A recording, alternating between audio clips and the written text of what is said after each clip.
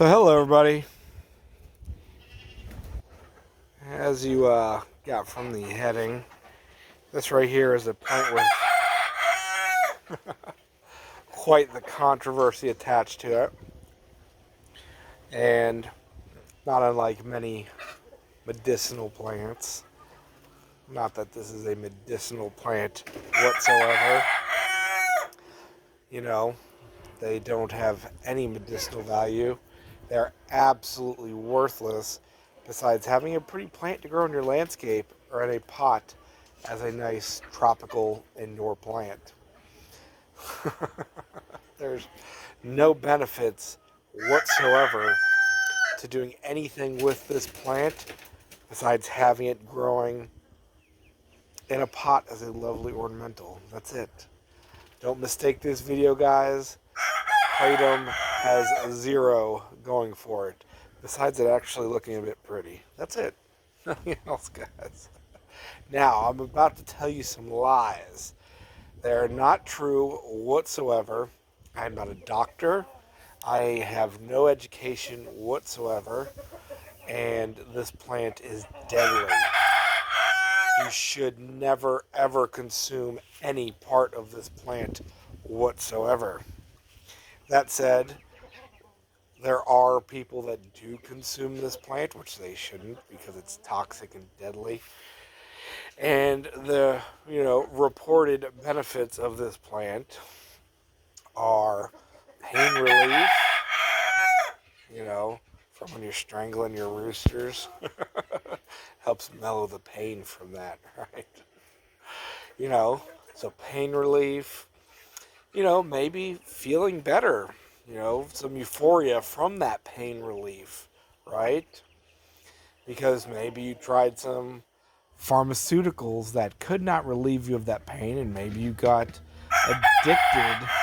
became addicted to those pharmaceuticals, and you attempted to take this toxic plant, and it did nothing for you, but perhaps it may have saved you from those toxic pharmaceuticals. Not that they're toxic, this plant is, just saying. So maybe it helps you relieve your pain. Maybe you get happy from that. Maybe it makes you a little happy even if you're not technically in pain. Maybe it gives you a boost of energy. Maybe. We'll never know because nobody should ever eat this plant or consume it in any way other than with our eyeballs, as in looking at it. Right? There are basically 4 types of this plant you can find here in the U.S., and they're all extremely deadly, remember that. And there is an Indonesian strain that's common, a strain out of Malaysia that's common, and then there is one called rye fat in Bumblebee. Rye fat was grown by a French dude, who selected it out for reportedly having more of the active ingredient in this very toxic plant. And Bumblebee is a strain out of, an area in Vietnam, which again has purportedly different attributes from the other varieties. All this thing about color, green, white, and red, it's all BS, guys. There is no green, white, and red kratom varieties. That just refers to how it is processed, which, by the way, you really don't need to process this plant anyways, because remember, toxic and useless. But if you were to process it, a little bit windy, white refers to drying with no sun, nice controlled environment inside.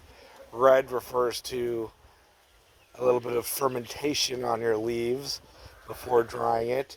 And green is just drying your leaves as they are. Actually, that's wrong. Green is drying it, without any sunlight. White is drying it in the sun. There you go, switch those 2 up. But anyway, Kratom is actually very easy to grow. It can grow in large pots. You can have it as a house plant, move it outside in the summer, or anywhere basically in half the United States. It'll grow beautiful as an outdoor plant. It's very adaptable, and even though it is a tropical plant, it adapts very well and can take when the humidity lowers during winter time or anything. And it is good right down to 32 degrees. It cannot take a frost, but other than 32 degrees and below, sometimes you get a frost ahead of that, but semantics. Other than that, you protect it and it grows beautifully. You can stick it in the ground, it'll grow into a small shrub, a medium-sized shrub, or possibly even a tree, though in most of the US you're not going to get a tree out of it. It'll just stay small like this. Nice pretty little shrubby tree. And they are very ornamental plants, looking nice. And again, there's basically just 4 strains, 4 varieties, 4 genotypes, that you're going to get. There isn't really anything outside of that, especially here in the US. You can find other country types and locality types, but they're not available here in the US. And again, the 4 you're going to basically get are Malaysian, Indonesian, Rye Fat, and Bumblebee. And Bumblebee's a Vietnam line. And again, the color has nothing to do with the strength. Well, it does somewhat the way you process it. Again, not that you should process it, but has nothing to do with varieties or names or anything. It's just how the leaves are processed. Red leaves are fermented before they're dried. White leaves are dried in the sun. Green leaves are dried out of the sun, in the shade or covered indoors or whatever it may be. So there's a quick little rundown on Kratums, guys. Huge controversial plants, of course. Whether you want to use it or not, but you should not. Remember, this video's got nothing to do about using Kratom. So I'll tell you, possibly Rye Fat, is really good for pain. Possibly Bumblebee is really good for chilling you out, good mellowing, if you need some sleep. Bumblebee. Indonesian, that one is good for pain, but lasts much longer than Rye Fat. Rye Fat, quick pain relief, but burns out quick. Indonesian's longer term pain relief. Malaysian packs a wallop. It'll get rid of a bit of pain, but Malaysian tends to give you more of a buzz, happy time feelings. Just saying. Not that I know, guys. I do not use Kratom. Neither should you. It is a toxic, useless plant. Remember that. So yeah, Kratom. Much like marijuana, very, very different from manufactured pain relief, controlled by the higher echelons of society. They'll give us those, and those are perfectly legal, but the Mary Jane and the Kratom, they lost the fight with the Mary Jane. Now they got to go after my pretty Kratom plants, which they're useless and toxic, guys. Don't ever consume Kratom in any manner or form. So, quick little video. I'm going to leave it right there. The sun is behind me, so I can't see a single thing that I shot with this here camera. So hopefully it was a good picture, scene, view for you.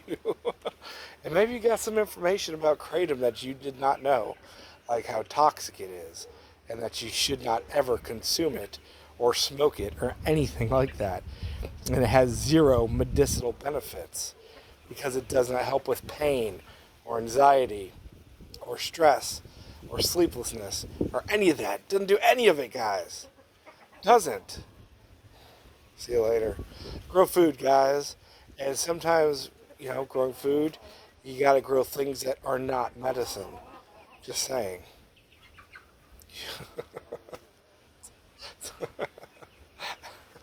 I'm probably not gonna post this video. I don't know. See you later, guys. I love you. Grow food. At least you can do that. Grow food. That's what you can do. Grow food. And there are other things that are not kratom that are extremely medicinal and so much more better for you, like turmeric and um, uh, yeah, lemongrass. There you go. And yeah, ginger. There you go. See, so many things that are super medicinal. Florida cranberries. Why do you need to take this plant? Your medicine cabinet should only have pills in it, not a repertoire of various natural things that don't do anything. You know, pills are the only things that work, guys. And remember, supplements don't work either. You guys are stupid, I'm telling you. Pills are amazing. I go to my doctor, I take like 50, different pills, blue ones, red ones, green ones. I think there's some pink ones in there, some blue and pink ones. Um, the white ones are the best, come in all different sizes. That's what I take every day. The little yellow ones, big horse pill blue ones. I don't know what they're for, guys, but I take them all because I don't grow anything that's medicinal or good for you and natural. Leave it at that. I'm a good person.